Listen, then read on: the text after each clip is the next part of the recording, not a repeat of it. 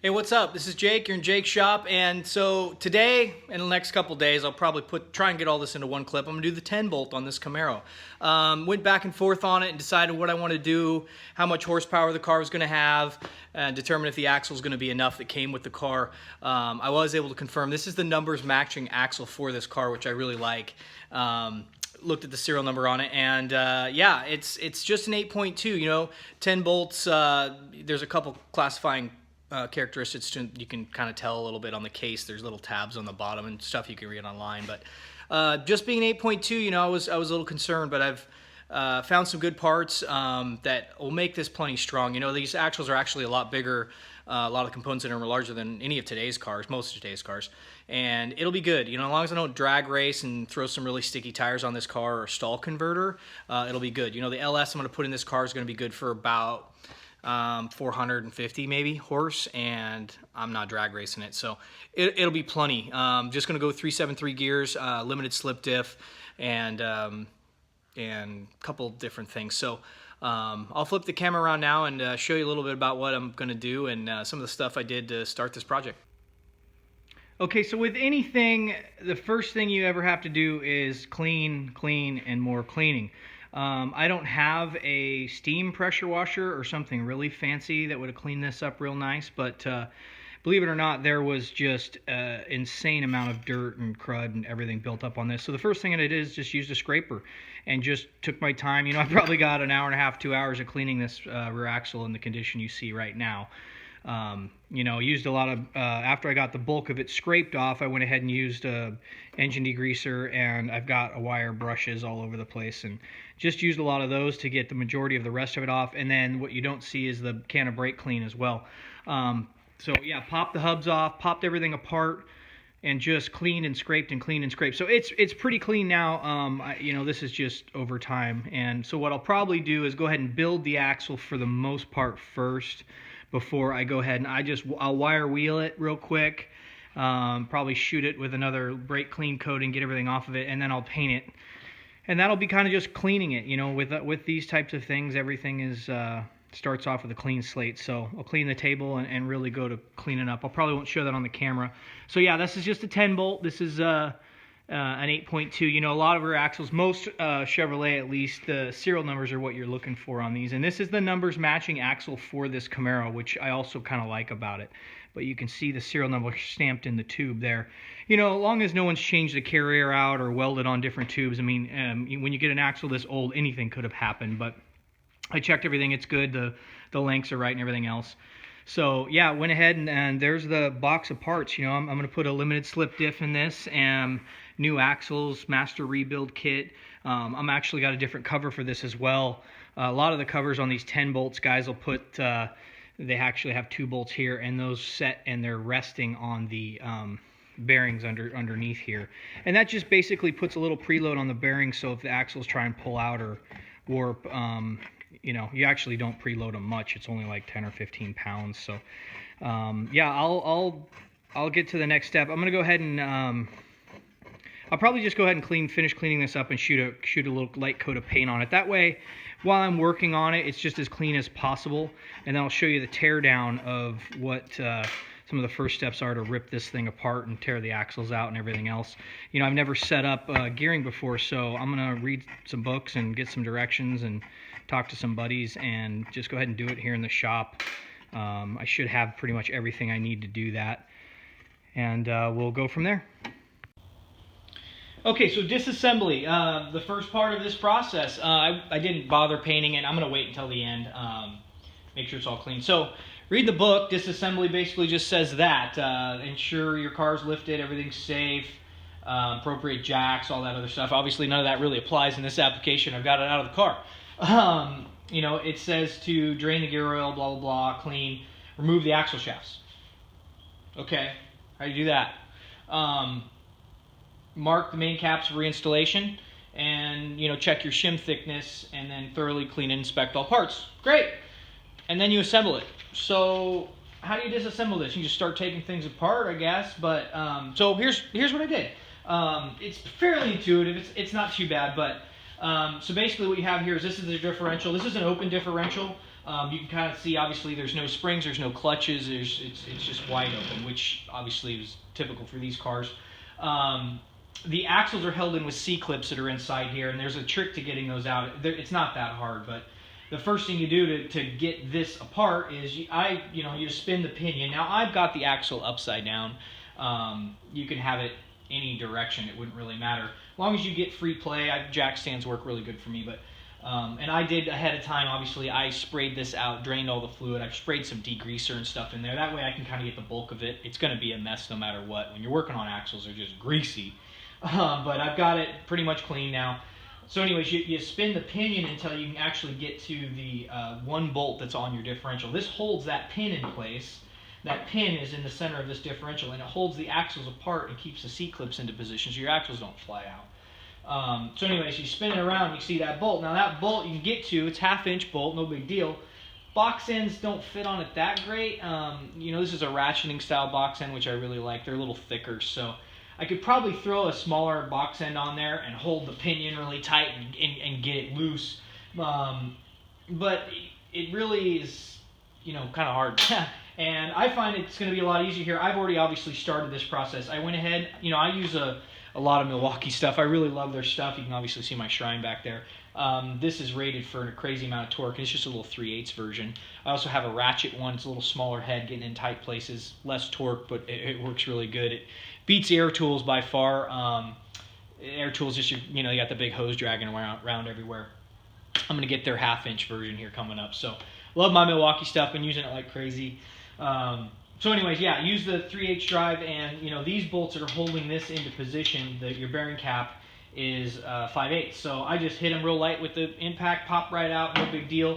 Now the bearing cap itself actually was stuck there. So a lot of times you'll find that when machine parts are pressed in for long periods of time, they'll be just kind of wedged in there a little, and I just lightly tapped it with a rubber mallet, just on the outside, just to break it loose. Now, one thing those instructions do say is to mark these caps. So that's key. I really, obviously the orientation, the position, and the sides that these are even on are very important, and they pretty much look identical. So I assume that the bolt patterns are the same, but you still want to put them back in the same spot. So, I use this for welding and marking on steel. It's just a mark all. It's called the Silver Streak. Amazon thing I got, and my buddy actually showed me one, but it's got like a white silvery lead style in it. It's kind of like a mechanical pencil, pretty thick, pretty durable, writes on steel excellent. So I think it'll work really well for this. So anyways, these are already loose, so I'll just go ahead and unscrew these. And the bearing cap, like I said, I already tapped that off of there. So I'll just make sure that it's off and make sure it's in the orientation when it comes out of the axle, point it down. Now, just for ease of everything, I'm going to go ahead and mark it. I'm going to put an arrow up. I'm going to leave the axle in this orientation during most of the assembly, or at least when I go to reassemble, make sure it's in the same orientation. I'm going to put an up arrow on this side. That way I know the bearing is faced up. And I'm going to put A on this side, and that will be A side. So this is A, and this is up. And it's kind of nice. You can write on stuff, just right on the axle. So there's my bearing cap. You can see I got a little up arrow on that side. I got a little A on that side. So now, no matter what happens with the bearing, it should go right back in the right orientation. Now I also have a video. I can go back and watch it. But anyways, I'll save this to the side. Face up, it's out of the way. Okay, now, with that out of the way, this bolt is super easy. Again, impact. I got a little wobbly here. That way I can kind of clear the side of it and just pop it right loose. So this will allow me to release that pin. You probably don't even need to screw this out all the way, but I'm going to go ahead and get it out of the way. That way, when this pin drops, there's just nothing else falling around in here. So I'm going to lightly turn this back. And basically, the goal is to get this pin to pop out. It appears like it's kind of stuck, but just kind of play with it, and it pops right out. Again, don't try and turn this. You're not really going to be able to turn this, but I'm going to slightly turn it back with the pinion and just lightly pull out. Good to go. So shouldn't need this for anything anymore. But, so there you go.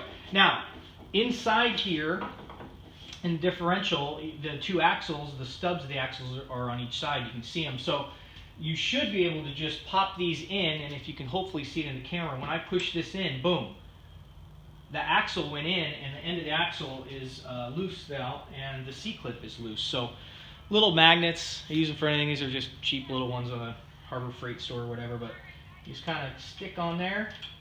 And you know, if it falls, it's no big deal. You can find it. I just find it's a little easier to pop that out.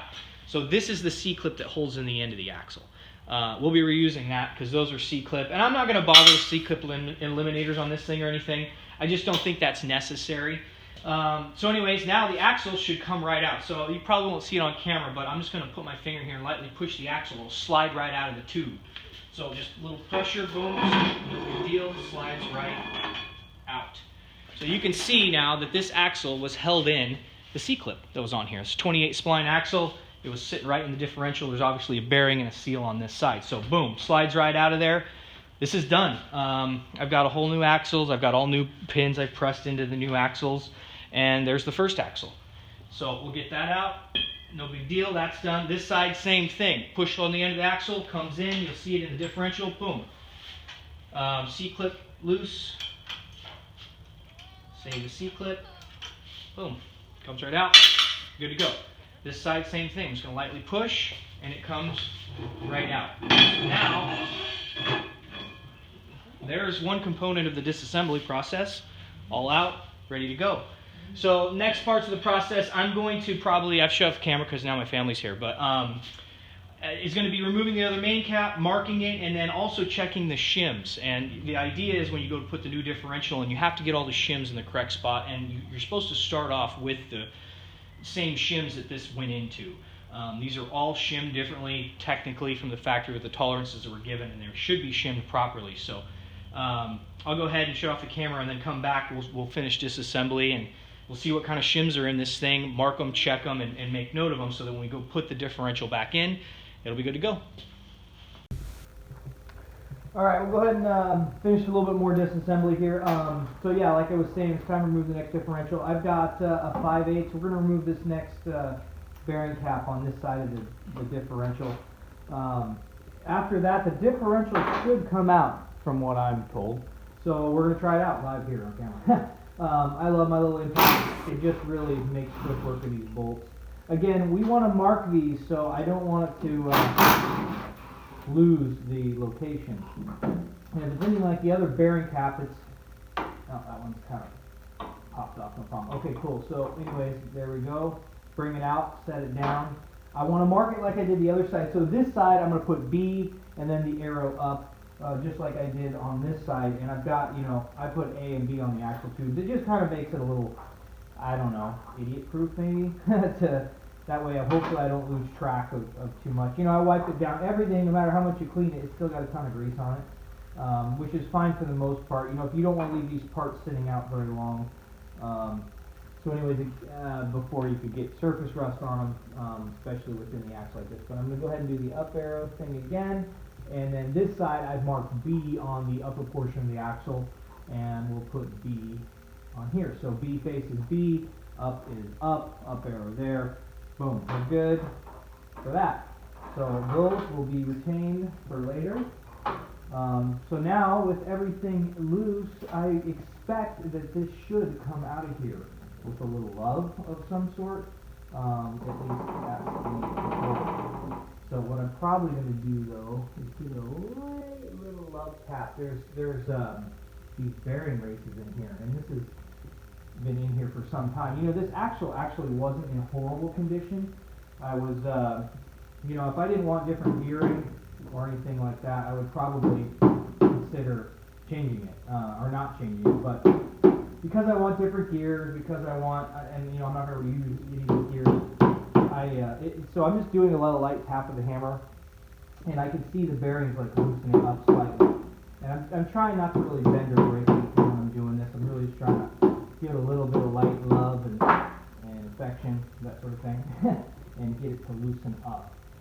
These things are not light either, so I definitely want to crash on my hands. But I can see the bearing just ever so slightly walking around the side there. Now the trick in this is I need to somehow retain the existing shims as well, and there's a shim, or there will be shims on each side of this bearing, which locates the differential to each side. Now they should be the same shims that I'm using in the other bearing as well, but this does not come out of here. It is in there.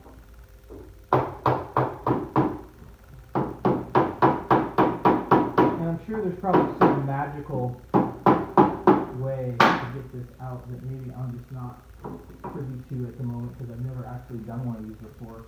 But just understanding how it goes together, this should slide right out of here. I mean, obviously the pinion's holding it slightly, but it'll slide right off of those pinion gears. It's really just the pressure of those bearings inside there, and I don't really want to mess it up too much. So I'm going to go ahead and give it a light little pry. I don't really care about the differential itself. It's really not what I'm using for anything. So.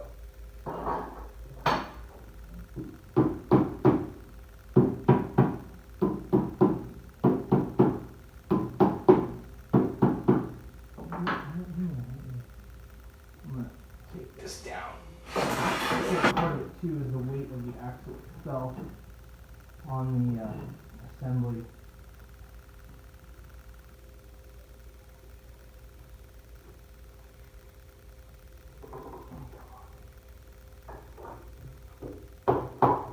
I've actually seen guys use heat on these things too, which I really do not want to do here. So I know there's another way to do it, which I may attempt here. I'll shut the camera off and pull it because I don't want to, I don't want to screw up any of these spaces where these seals and these actually these bearing races are located. So.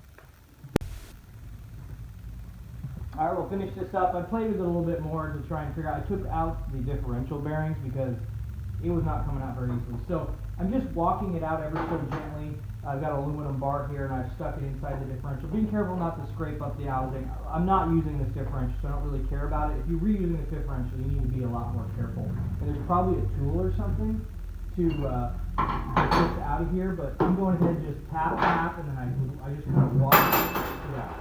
So there's the races. These are the shims. This is the shim on this side. These are the bearings and races on each side. Don't really care about the races. They're all getting replaced, obviously. Don't really care about the bearings on this either. But I am going to use this for a reference. So I want to make sure this shim stays on this side. There's another shim on this side. I'm going to be sure to reuse those shims. Those should locate it into the right position. So next I'll shut off the camera. I'm going to flip the axle around, and then I'll show you how I'm going to remove the pinion out of here. There's a bolt on the other side, and I'm going to use a puller. I actually have a pulley puller, which I think I'm going to use. They make actually pullers for them. I'm hoping that that'll work. So we'll try that next. Alright, sorry about the last little portion of that video. The sound was not great, but hopefully that gave you the idea. So at this point I'm going to go ahead and flip the axle around and pull the pinion. I was actually just looking at these, the differential. So obviously this is a limited slip differential. This is a Yukon over at Randy's Ring and Pinion over there. I actually worked with a guy named Tate. It was great. But when I pulled, so just to kind of follow up real quick, when I pulled that the original differential out, there's a bearing. Or a race, obviously, that sits inside here, and there's a shim on each side. So these shims are actually slightly different. They were designed when they were put in when the car was initially built, and they look really good. They look right, and the reason I can tell that too is looking at the wear on this gear from initially. It looks phenomenal. I mean, it looks like whoever, when GM put this together, they did it right, because this thing probably would have lasted other than being really horrible gear ratio and no posi, it would have went. So anyways, I'm going to mark each shim. There's this shim on each side. I'm going to mark them. B side, A side, same deal. They go in just like that. I can tell exactly how these go in, and I don't know if you can see it in the camera or not, but the shim's kind of concaved, right, on one side. So that side is actually on the axle tube side. This side's on the race is actually resting on that, and that's where your bearing sits. So anyways, BA. So I've actually got my B side, A side here. I'm just going to set them on each side of this so I know which is which, and we won't lose track of that. So I'll shut the camera off, flip this around, and I'll show you taking the pinion out. Okay, I've got the axle flipped around now. So the pinion is held in by this nut right here, and I don't have my awesome Milwaukee set up yet. So obviously I still have my 1/2-inch impact. So I'm going to hit this with a 1/2-inch impact. I understand that these are pretty tight. A couple hundred pounds, few hundred pounds of torque on that. So obviously before I put it back together, I'll be checking that. But for now, disassembly. Not too worried about it. I'm just going to back this nut off of here and then try and get this pinion off of here. So obviously I've never done this. I did loosen this up earlier, so it just popped right off, but at least the nut. So yeah, that's good to go. Pinion nut's off. I'm pretty positive I'm going to reuse that. We'll see. I got to check. But okay, so the pinion, it's sitting on splines, and you can see that the new pinion obviously has splines. So this is the piece that actually slides onto the splines that are on the pinion itself. So that's my new pinion, but the old one. So getting it off of here, if your bearing's messed up and there's a bunch of issues, this may just tap off. I actually tried to tap on it earlier, and it's not going to budge, obviously. So I've got a pulley puller. So this might even be a steering wheel pulley. But anyways, I've got a couple different pullers around the shop, and I think this might do the trick. So went ahead and threw some bolts in it. I'm going to center it on the pinion itself, and I'm going to see if I have any luck using this. I actually haven't tried this at all, so we'll see what ends up happening here. You know, I've had a bunch of different pullers and different types of pulleys, GM, you know, different things, and they're always kind of handy to keep around, you know, and I don't buy super expensive ones because I don't use them very often. But when you need one, man, they come in handy. So a lot of times I'll just go to, you know, Harbor Freight or something for some things. You know, certain tools I never will buy. But some, you know, why not? It's worth a shot. There's, you know, for the price you pay at least, they'll usually work for a few times and you'll be all right. If you did it for a living or something, you definitely want to spend a lot more money, but I go there a lot actually for weird tools that you might not even think of, you know, something that you might not ever use. So, or very rarely use. So anyways, we'll see if this actually works and pops right off here. I've got my impact. There is a spot on this that's centered on the pinion that'll pop right off. That'll kind of center it. So as long as those bolts are in deep enough, it should pull right on, so we'll see.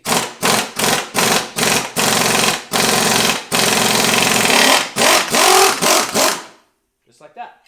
So you can see kind of how, you know, you've got I'm going to be reusing this piece, but you can see the splines inside there. Hopefully that's not too close. And I was just able to pull that right out. So now you've obviously got your seal and everything else in here that's going to need to be taken apart. So I actually have a seal puller, so I'll bring that out and show you what it looks like.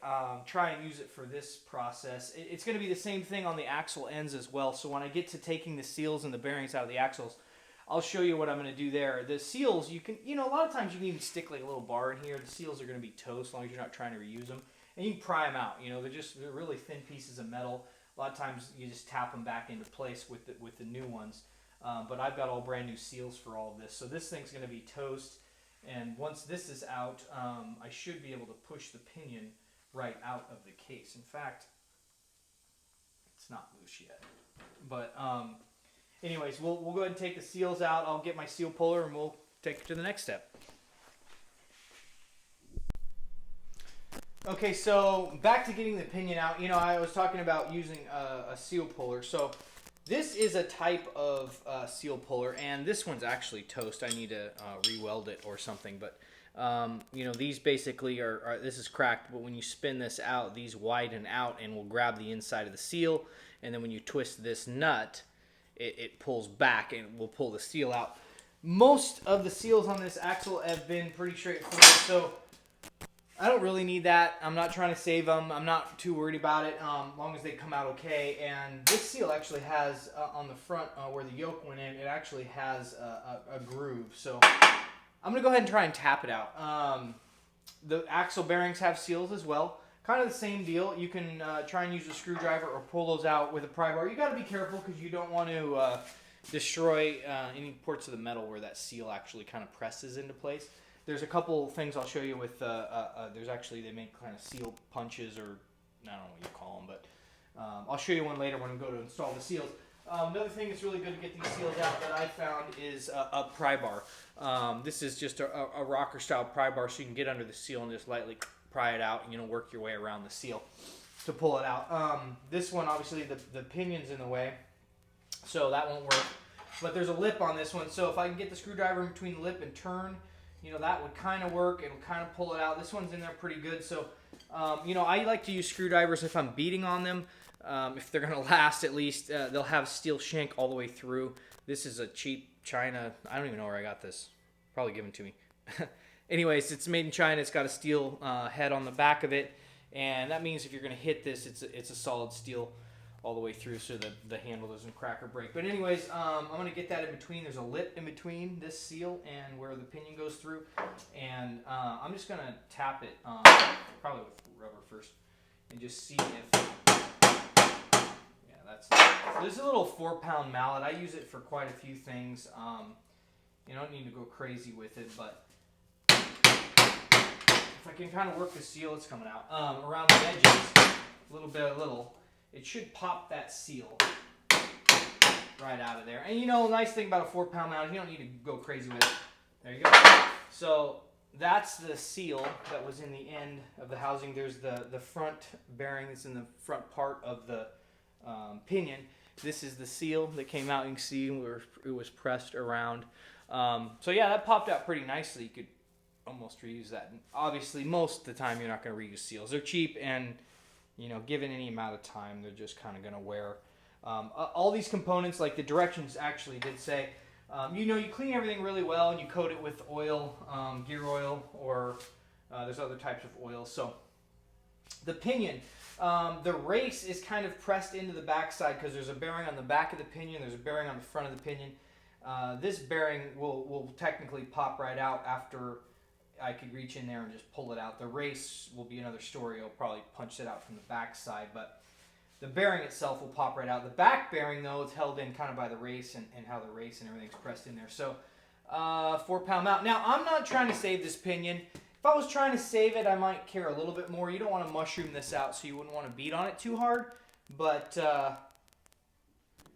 I'm not trying to save the pinion, so I'm not too worried about it. And I don't think it'll take...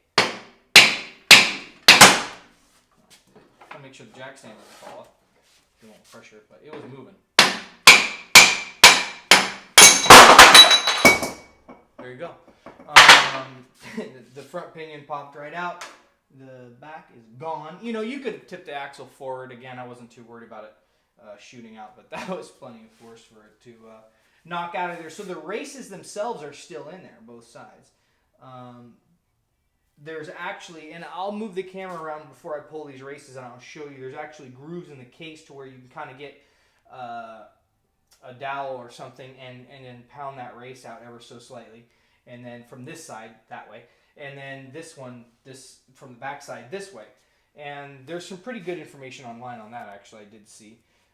You know, this bearing's actually not in horrible condition from what I can tell right now. You know, a lot of times if you wanted to inspect bearings and really see where the problems were at, you can kind of see, you'll see grooves in the bearing rollers themselves and striations. This one's actually not too bad. Which you can kind of tell. I mean, obviously when I was taking it apart, I realized that the gears were really well worn. They weren't, you know, there was nothing really going on. This is the crush sleeve that was in it previously. What happens is there's two bearings inside there, and as you bolt the pinion and the yoke on, it kind of crushes down. It puts pressure between those two bearings, so there's no real movement this way. You don't put this in, at least what I'm told right now and the stuff I've been researching, you don't put this in initially when you're doing your setup. I've got I've got what they call as a setup bearing, and it's not tight on the pinion. And I'll go over that more in the future, but right now we're just doing tear on, so tear down. So anyways, that's the pinion, that's that. The axle seals, same thing. The axles aren't in the way, so pretend this is an axle seal. It's in the end the axle. I can actually get in here and slightly rock this out and pull it out. The bearings, however, are another story. So I'll flip the camera around, and I'm going to need to use a slide hammer or something. Heat is very important. Heat and cool when you put these axles together. There's a couple different things I'll show you with that help assemble this thing that, a lot of people don't tell you tricks of the trade, but that's really the only way to do it. So I'll show you pulling these bearings next, and we'll go from there. Okay, so a lot of what you're not seeing, and just to recap real quick, is the time it takes in between things that you don't see. I'm trying to capture the key points, but what I'm going to do is just show you what these look like. So when I go to pull the seals on the axles, this is after I pulled the axles out earlier. There's a seal right here, and I'm going to just use that rocker pry bar just to pop that out, and then the bearings inside that. And this side I went ahead and did ahead of time. It wasn't that hard, obviously. It pretty much popped right out, but you can see now the bearings in here, and it's not going to come out easily. You can heat this lightly. That may help. You can get a slide hammer with a T and pull that out. I'm going to try one that I can kind of fabricate temporarily to do that. I don't really have an official tool for that. So I'm going to pull this one off camera, and then if that works, I'll show you on the other side. And also what I'm going to do that you're not going to see on camera is I'm going to clean this out really well. I'm going to use brake clean primarily and cleaning the rest of this out. I mean, this is just really dirty. Having this housing very clean is just going to really help when you go to reassemble it. Same with the axle tubes. If you look, I doubt you're going to see this on camera, but if you look down those axle tubes, there's still junk in there. So I'm going to run a bristle brush down it on a wire and just shoot brake clean inside there to get it out of there. That way it's pretty dang clean before I go start and put things back together and really show you how to assemble. So anyways, I'm going to try the slide hammer thing on that side, and then once I get done, I'll show you pulling this seal and actually doing this side. I would imagine if I did this axle from start to finish without videotaping everything else, it'd take me an entire day. So I'm trying to fit this into 1 or 2 clips and at least show you some pointers that I've never seen online. You can see where I popped the pinion out. This bearing is pressed on, and obviously the important shims outside of the shims that are between the differential, which I'll show you later, but that I took out earlier. B side, A side, is the shims between this bearing and this pinion, and those are the key things, really to get your distances, and everything set right. So I'll show that later, but anyways, let's keep with the disassembly because we're still on that, which was on 1 page and 5 points on the directions, and go from there. Okay, so as far as the races where the pinion goes, I'm probably not gonna show beating these out on camera. I don't know if it's worth it, but obviously, try and show this here. You've got this race on the front side, and you've got a race back here on the back side. And I'm gonna try to get a light in there so you can actually see what's going on. But there is a couple little, you can see that little divot that's, I don't know if I'm gonna be able to do this with one. See that divot right there? There's another one on this side, right there. So if you can start knocking back, forth, back, forth, back, forth, you're going to remove that back race, no problem. Same thing from the other side. I'm going to use my screwdriver that I said, it's a solid steel shank, and beat on it with a 4-pound sledge to knock those out. That's the next thing. I'll get those races out of there. I'm not going to show actually beating on those on camera, but and then I'm going to twist the axle forward and then beat this one out. You can kind of see the groove on that side and the groove on that side where I'm going to beat the front one out. So those races will be removed after I do that. I'm not going to show that on camera. Next video I'll finish after I try the slide hammer T-handle thing on that bearing. I'll do this side. Okay, to follow up, I've got the races out. Now, that is not a ginger process. I'm just saying you have to beat, at least on older axles, you really need to beat on those suckers and just work your way back and forth and really pound. You can see the relieve portions of here where I was actually using that solid shank screwdriver. They actually make special punches as well, long punches that you can get in here. But, you know, I was really nailing that sucker to get it to drive down, and it took a little bit of work. The key also in a lot of this is heat is going to be your friend. The heat and cool process of everything is going to be your friend. Obviously, when you heat metal, it expands. When you cool metal, it shrinks, and it does it a lot more than you might think. Here's a great example. Here's a brand new ring and a brand new differential. Now look at that. That does not go down at all onto there, right? It's not going to sit at all. So the way you put these rings on is very key. Just like in many components of this axle, I'm going to put this in the oven if my wife doesn't kill me. About 250 degrees, somewhere in there for probably an hour, 45 minutes at least. I'm going to put this in the refrigerator or freezer overnight. Same kind of deal with the bearings. Or the races. So the races sit, and they need to seat fully on this back edge. This is the front race that I took out, smaller. When I put the new race in, I'm going to put the new race, which is in this kit. It's the shims. This is a setup bearing, and I'll explain more about that later. That's kind of cool. Axle seals and bearings. All right, so what we've got here is your axle bearings and your pinion bearings, and I think that's the back pinion bearing. I think those are the axle bearings, and that's the front pinion bearing. So the race, though, I'm going to freeze those overnight. I'm going to freeze those races overnight. This race and this race, I'm going to freeze those overnight. And then I'll probably even heat up the axle tube lightly, not too hot, with a torch, and then set the races. That way they're fully seated on these lips. So I have the races fully seated before I even mess with the bearings or anything else. And the race on this side, same deal. I'll freeze the race, and then I'll make sure it's fully seated on this back lip. You want those races fully seated, because that's really setting up for everything. If those races aren't fully sealed when you go to torque on it, and you're crushing the pinion down with that pinion nut, and you're bringing it down. If those races move in and you think you have your shims right on your new pinion, this is the old one, it may squeeze down tighter and then screw up all your clearances. So there's actually, at least Randy's Ring Opinion, they had a prescribed setup for clearances. I've got it written down somewhere. I'll get to that later. But, the key right now is after everything's disassembled and cleaned, I'm going to start putting the races in. These two races first. I'll probably go ahead and throw the axle bearings in. Those are pretty easy. Those will, same deal though. I'm going to freeze those bearings. I'm going to heat up the axle tubes, and I'm going to tap those in lightly with a little punch situation I have, which I'll show you later.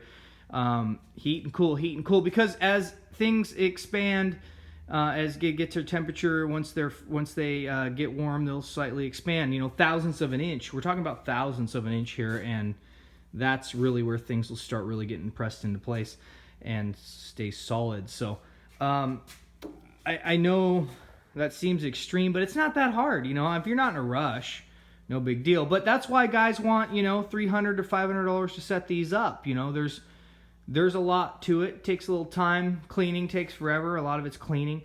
But so far, it's not that big of a deal, really. So we'll keep going with it, and I'll show you pulling the bearing out next. And after that, I'll probably show a little frozen bearing action, and we'll go from there. Okay, so for this side, I went ahead and did the other side first just to make sure it was going to work out for me. If you have a really messed up axle, sometimes these can be a little more of a pain to get out than other times. But the other side wasn't too bad. I went ahead and got a slide hammer. They're used for a lot of different things. This one, you can change the ends out on these with the threads.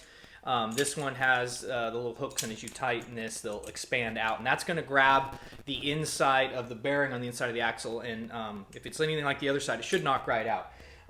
Like I said earlier, when I pull the seals, you just got to be careful. You know, you don't want to scratch up the inside of the machined edges on the inside of the tubes when you're removing and putting in the new bearings.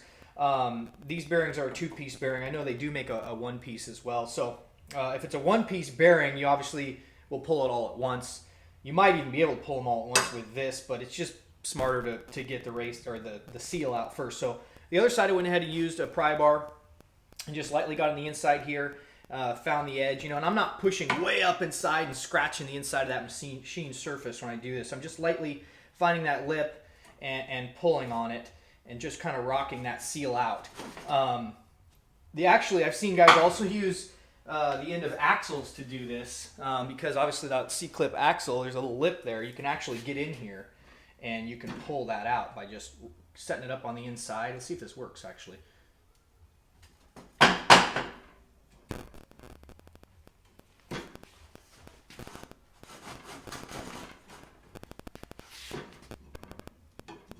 And I'm obviously not trying to save anything when you're doing this. Seals, you pretty much always want to replace them anytime you're putting new axles in, even if you're just putting, even if you're just checking your axles in your wear, which it's more like a racing thing, but yeah, I don't really like that. I'm sure I could get that to work if I played with it enough, but this gets in there a little bit better. At least it did on the other side. So if it's in the car, it's a little easier because obviously you're not fighting jack stands walking around on you. And see, that one I didn't even get deep enough. I'm just ripping the inside of the seal off. But this should, if you just get it to work its way around, it'll pop right out without falling off the jack stands, maybe. Okay, so that's out. There's your seal. Now I've got the bearing to attempt next. So the seal is pressed right in there. It's just a kind of a it's just kind of a friction fit. Putting those back in, you can, again, cool them down a little bit, but usually not nearly as pressed, as nearly as tight as the bearings themselves. So usually you, when you go to put the new ones back on, I'll go ahead and do this side, and then I'll probably do the other side off camera, just so this video isn't 6.5 hours long. Because after all this is apart, again, I'm going to clean it, make sure everything inside is really clean before I go start worrying about doing heat and stuff like that. The other key thing here is after you clean this axle, if you're using brake cleaner or any sort of flammable cleaners, you should be wearing gloves and being safe. And also don't heat this unless you know that thing's completely dried out on the inside after you've sprayed cleaner and whatnot down it. I've one time a while back, I was actually welding on a exhaust system, and I forgot that I tried to start the car, and it didn't start. Something wasn't right with the timing or something, so I just kind of forgot about it. Came to the shop another weekend night or whatever and went to weld on the exhaust. Sure enough, there was fuel in the exhaust. Luckily, it was just an exhaust, and I had plenty of protective gear on, but the explosion was, that got me going. That was fun. All the fun stuff with cars. So anyway, slide hammer. You slide this back, it just pulls on. Now I've twisted these out, which have caused those teeth to expand, and a couple good whacks here, and comes right out. So there's your axle bearing, popped right out. Those teeth obviously, they pull on the inside of the bearing, so they're not touching on that machined edge where, on the inside of the axle tube as well. You just don't want to mar that up too bad. You won't get a good press, or you'll have a heck of a time pressing it back in. So yeah, there's your removal of the axle bearings and seals. And I'll go ahead and get this cleaned off camera. When we come back here, I'll go ahead and install an axle bearing and the seal for one side. Again, after I've got this really clean, brake clean, brushed out, dried out, and go from there.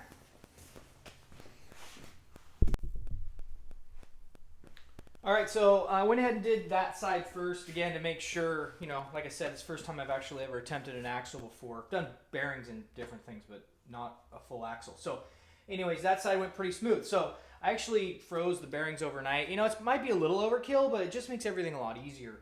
Went ahead and used emery cloth after I re-cleaned out the inside of the axle tubes and wiped everything off. I went ahead and did some emery cloth and just kind of cleaned the inside of the axle tubes again, especially where the bearing and the racer's sitting inside there. Wiped them out after that again. A little air sometimes will help.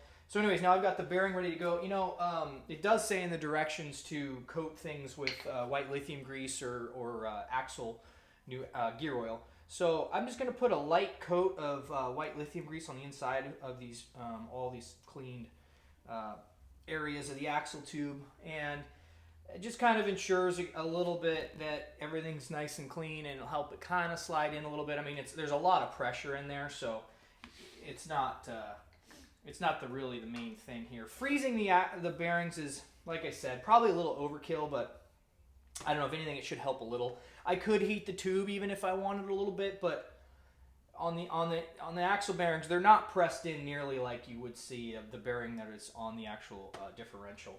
So I went ahead, I actually have a socket that's the perfect size. You know, the one thing you're doing when you're pressing on the bearings or tapping the new bearings in, you want to make sure that socket is sitting on the outside. You don't want to sit on the inside of these bearings or this little keeper in here. You want to just push on the outside. So the good news is this socket it's hard to see in the camera, but it is slightly smaller, so it's a perfect socket for that application. And I use sockets a lot of times for that. You know, if you keep spare pieces around, tubing around.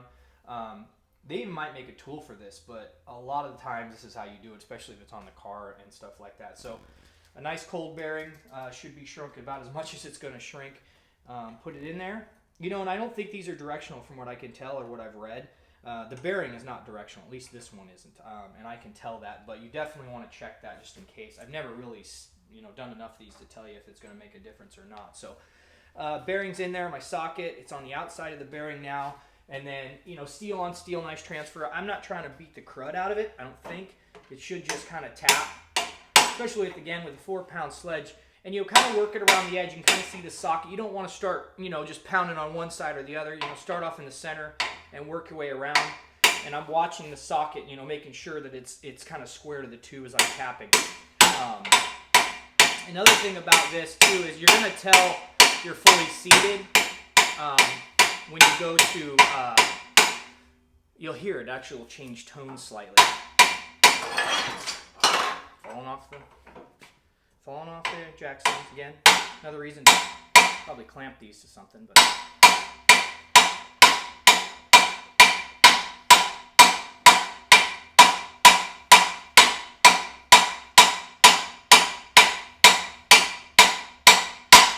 Hear that?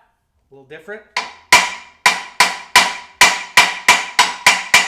Okay, so it kind of just rings a little higher pitched, and make sure everything's bound up. Everything looks good. It looks seated. There, you can kind of see it on the inside of here where it's all seated. I can feel it back in here that it's seated, and she's squared up and ready to go. Now, one thing also that you'll want to do before you install your axles, and it'll say this in different directions, to coat your bearings again with gear oil. It's kind of a little pre-lube in there. It'll kind of sit in that bearing that way on your initial startup for the oil's all rocking and rolling inside there. You've got some lubrication there. I have a little bit of white lithium grease in this. You don't want to pack these bearings with anything, from what I've read and been told. So again, same basic situation with the seal. It's going to go on the outside. That socket I have, again, is perfect. The seal's slightly bigger in diameter than the bearing was, and again, I'm going to use the same deal. You don't want to be pushing this in on this nice brand new seal inside here. You're going to want the socket, again, to be smaller, but still on the metal piece and fit inside there. So same thing. They do make special things for this, but this is a nice and heavy, solid. I can get a solid impact on here, and we'll be good. Again, same deal. I'm trying to kind of look at it and just make sure it's square. You know, I can kind of work on the edges of the socket a little bit until I like what I'm seeing, setting down. And this doesn't nearly have the press that the bearing does. I mean, these are way more ginger. You don't need hardly any. And I'm just kind of working it around and making sure everything's, you know, square to the tube so that I'm not binding that thing at an angle inside there. Just take my time, and really, I'm waiting for it to kind of be about flush or slightly inside the axle tube. You know, it will go back further, but I definitely don't want to crank it in there too far. The axles, again, are held outward. They won't be pushing on this seal. The seal's just riding on the outside of the axle.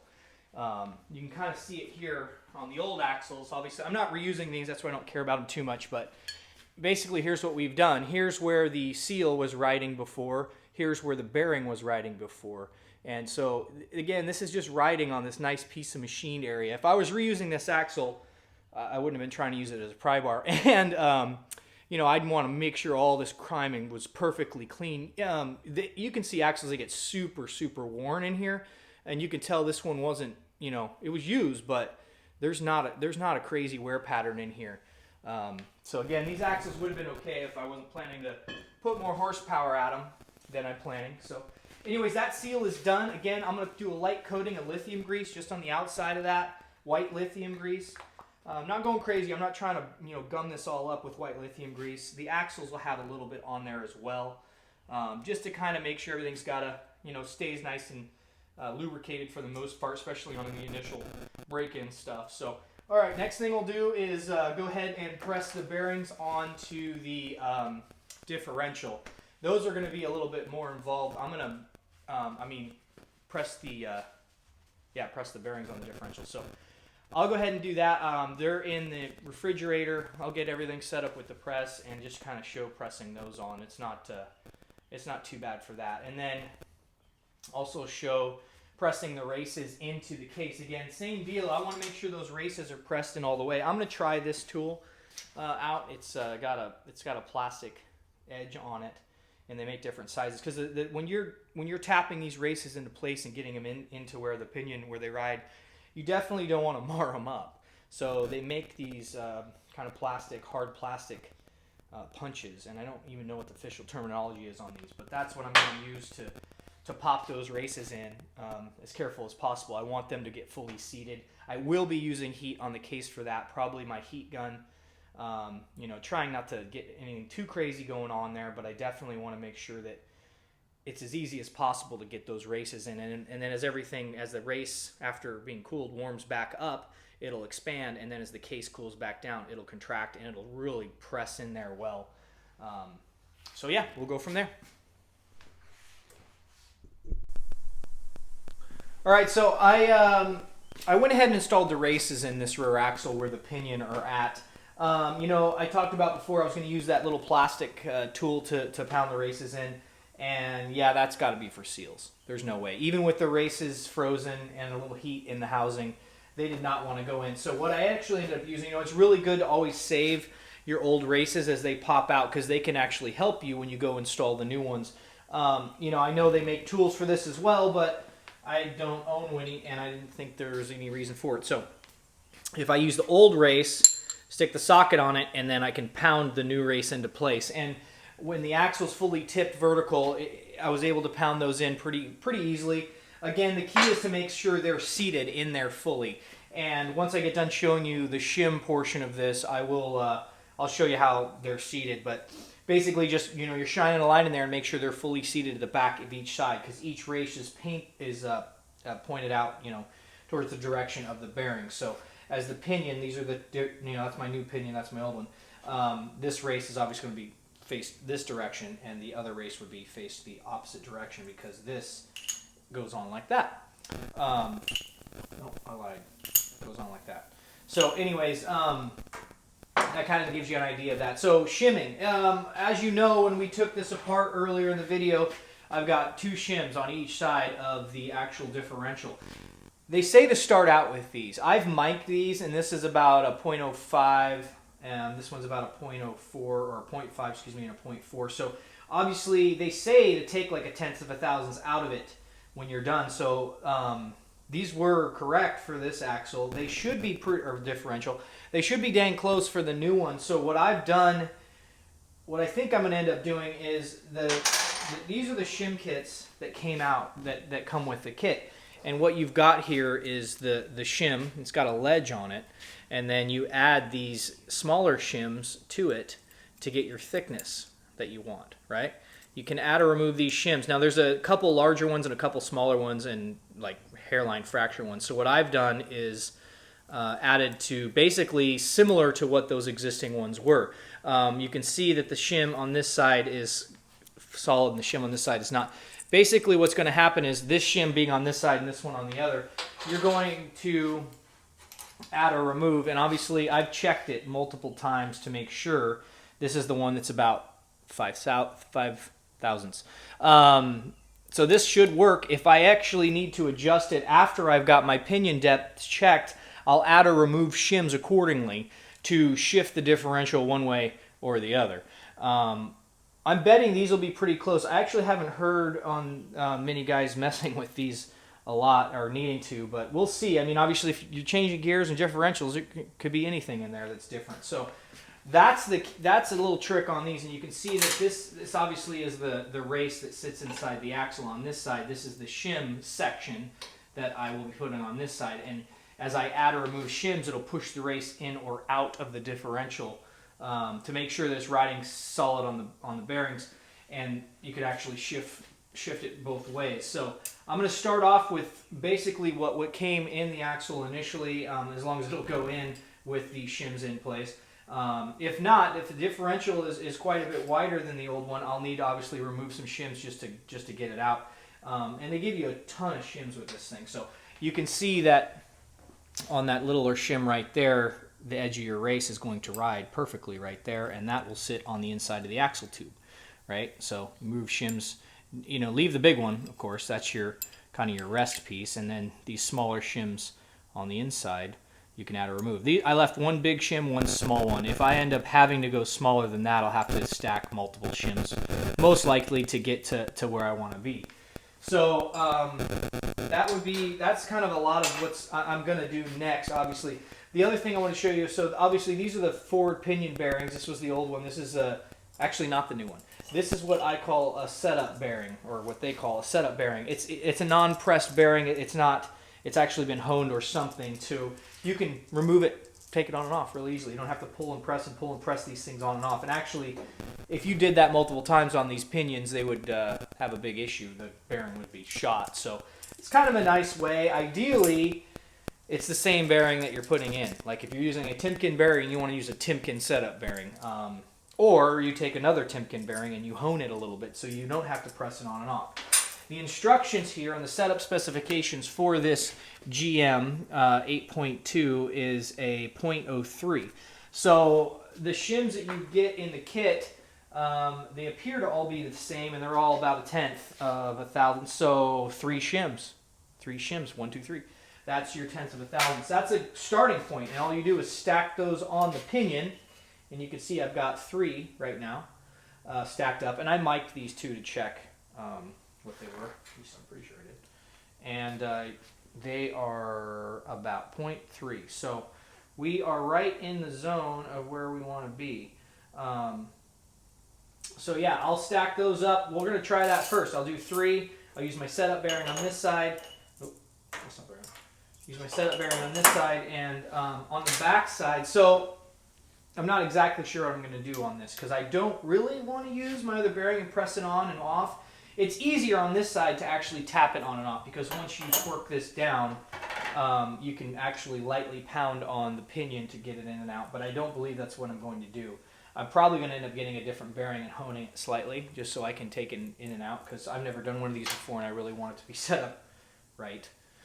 So anyways, yeah, that's kind of my process now. I need to press, I'll do some time lapse and be pressing on the bearings to press them onto the differential. I've cooled the differential. I'm going to heat the new bearings. These are the bearings that sit in the on each side of the differential, and these get pressed on obviously to the differential this way.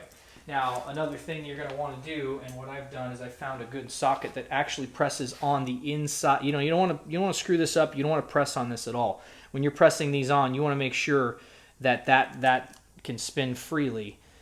It's obviously hard to see in the camera, but it spins freely while you're pressing this down onto the differential, right? So I'll do that, maybe a little time-lapse action on that one. That way this video is not too extremely long. And just seat them fully, because outside of that, you're shimming your races in and out to make sure you get full contact with the bearing, and then your differential is nicely wedged in there. So anyways, that's a quick little tidbit on that. I'll go ahead and press those on and we'll go to the next step.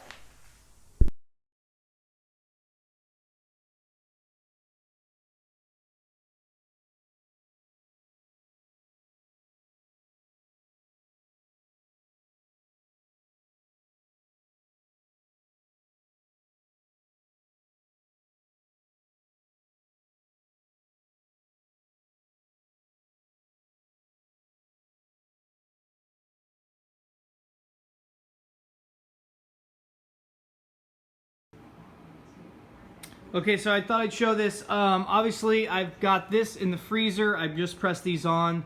This is in the oven, and it's right on here, and it's about 250 degrees right now. So I'm gonna line the bolts up, torque them down to spec, and rock and roll. So she's good to go. It just fit right on after you heat it. It's pretty amazing what metal does.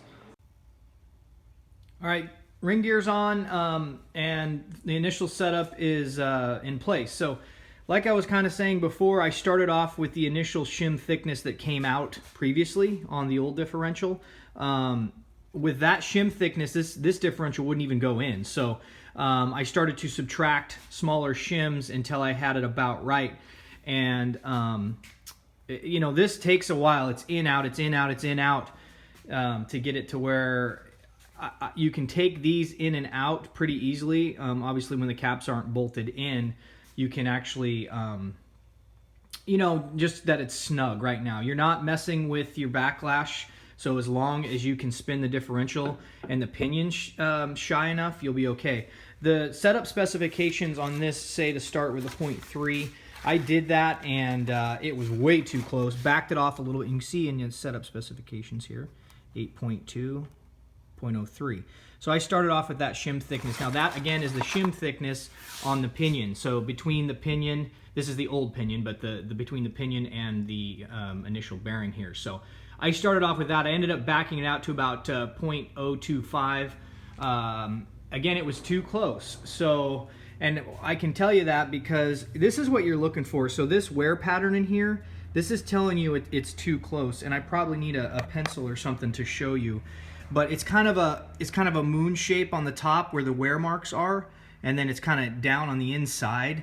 Again, down on the inside, and the other side of it actually isn't too bad. But you can see that's a perfect example. See how that's that concave moon? You want more of an oval in the center of that gear. And then there's the drift side, which is this side. You can see that's not horrible, but it's still off a little bit. And you can go to the book too, it'll kind of show you in here that that's initially just meaning, they give you a bunch of different prescriptions here, but you can see on the inside, this is what I'm getting. That's the coast side. It's too close, right? And right here, pinion's too close. So I need to back the pinion off. So I did that again. I took another 10,000ths out of it. It's like a 0.022 now. So what I'm going to do now is repaint this up and see how it works.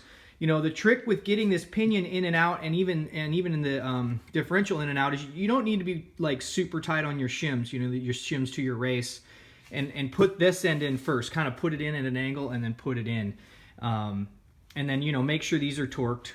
They don't probably need to be torque about 50. Make sure they're seated all the way. That way you're not getting a weird reading. But the only thing you're concerned right now is your pinion depth. You don't worry about backlash yet. You're going to adjust backlash with the shims on the sides after you're set. So long as you can spin the differential with the pinion in. So yeah, that's the pinion's in. And again, before I went to this, obviously this is the old initial bearing, and I have a setup bearing, so it slides right on and off in here. I haven't pressed the final bearing into place yet. Once I get my shims correct, I'll press the final bearing down onto the pinion before I go any further. And then the rear pinion bearing, I'm actually using the old one.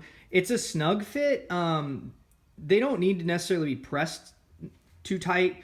You should be able to just tap on the pinion and it pop back off when you're taking the pinion in and out and checking your shims and miking it, and just getting it to where you're going to look for that good wear. So I think I'm really close now. I bolted the pinion back in, and to do that, you're having to take the yoke in and out because it presses the two bearings together and holds it and keeps the pinion from rocking back and forth. Picture this is the new pinion in there.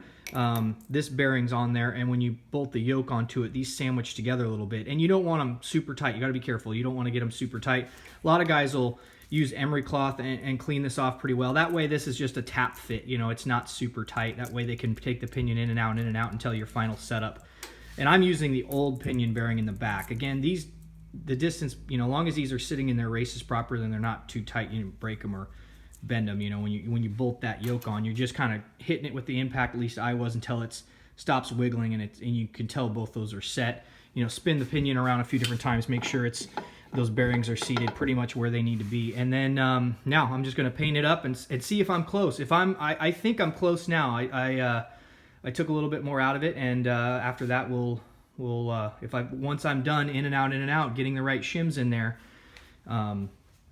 you know, for the pinion, it should be set. So these are all your shims. You wouldn't believe it, these are all almost different. There's like 2 of every size, but you just got to mic every one of them.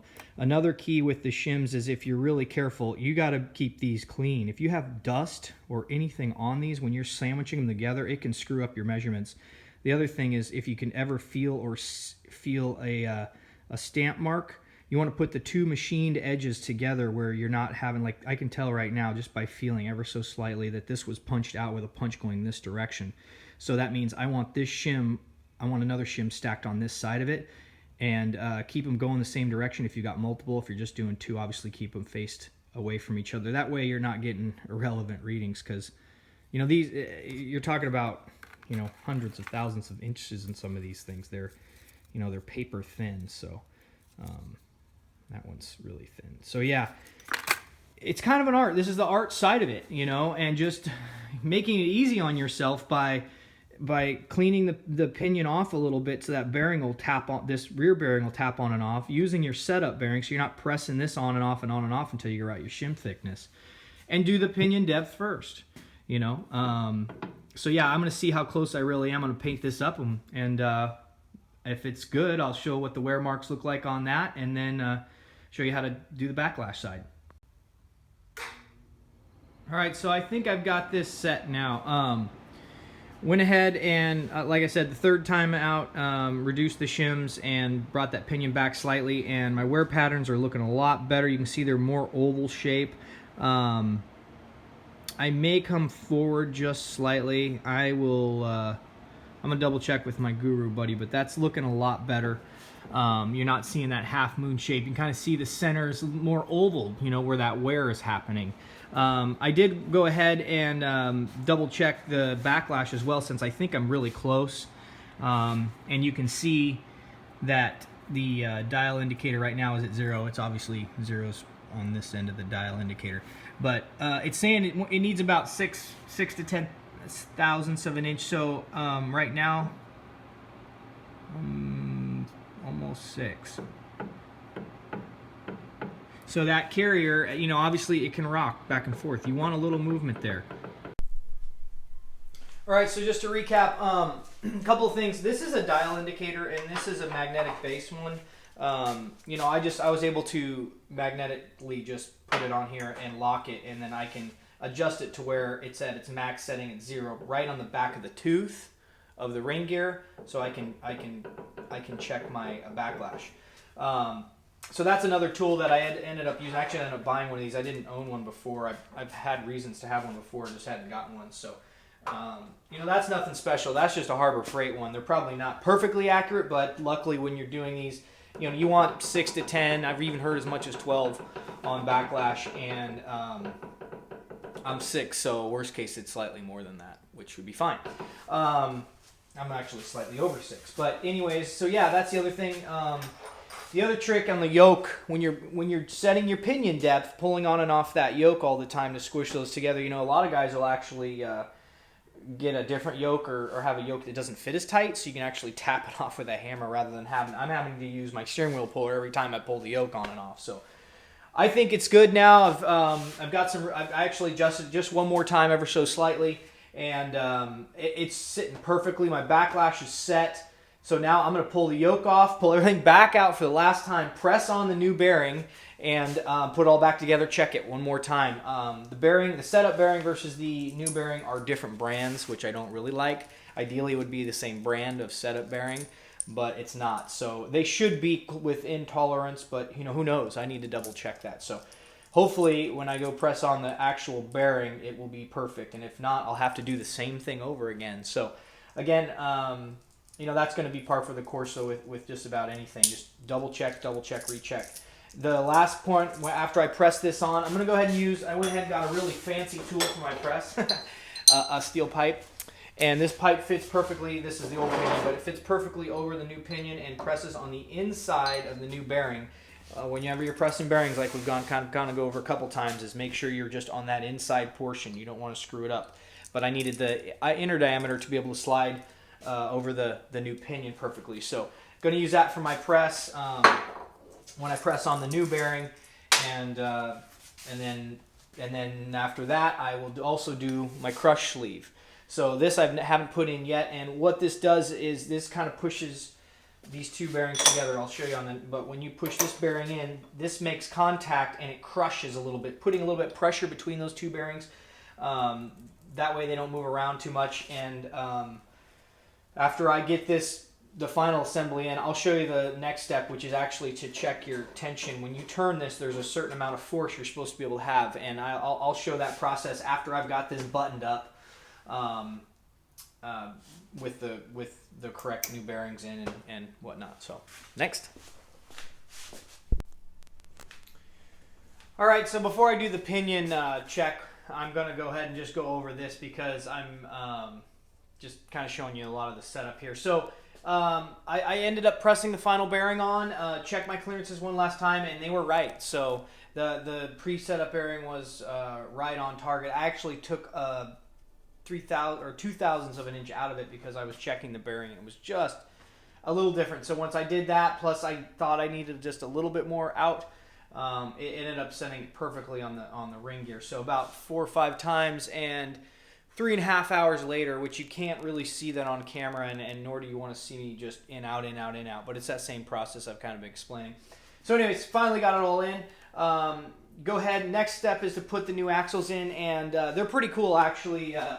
Axles I got from Randy's Worldwide versus what these are their aftermarket axles. They're a little bit beefier.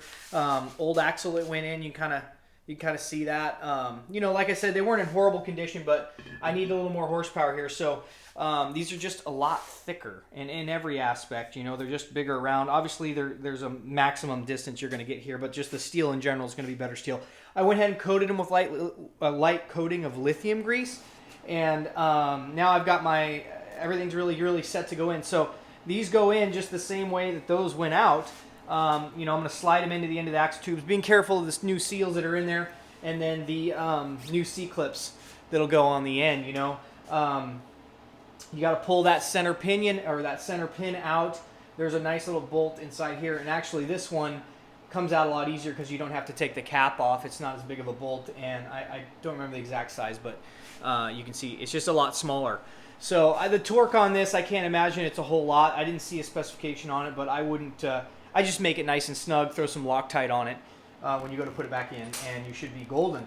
But the C-clips, same type of deal. I'm going to slide these in and then just turn the pinion to where on a differential that's actually limited slip, you're going to have to find there's a bigger side and a smaller side. This one's a little bit bigger, so you're going to be able to get in there with like a magnet and kind of slide your C-clips in there and then pop the axle back out just a little bit to get them to set back, and then do the other side. And then slide the pin back in, and then put your set screw back in. So the axles will be in after that, and then after those are slid in, which won't take that long actually, that'll be pretty quick, I'm going to go ahead and do the cover. So this cover actually adds additional support to the rear axle, again for more horsepower.